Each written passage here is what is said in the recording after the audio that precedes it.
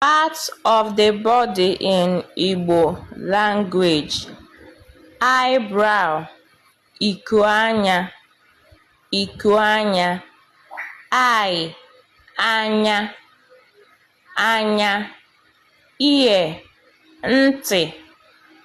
ntị, nose, imi, teeth, eze, wrist, nkwojiaka, tongue, ire, finger, mkpịsị aka, navel, otubo, waist, ukwu,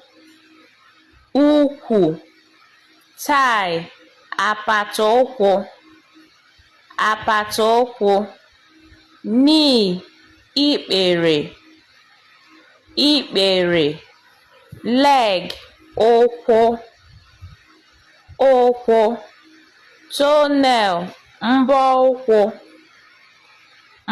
ụkwụ, hair, ntutu isi, face, ihu,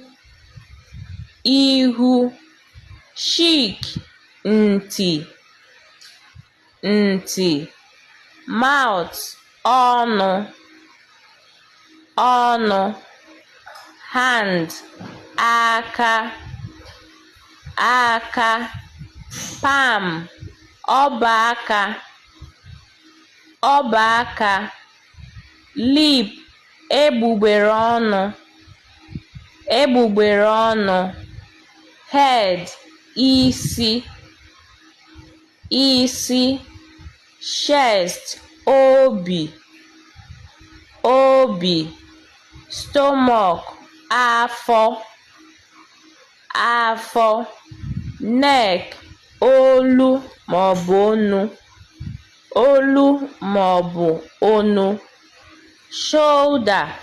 ubu, back, azụ, toe, mkpịsị ụkwụ, fingernail, mbọ aka, buttocks, ike, fist, ọkpụ aka.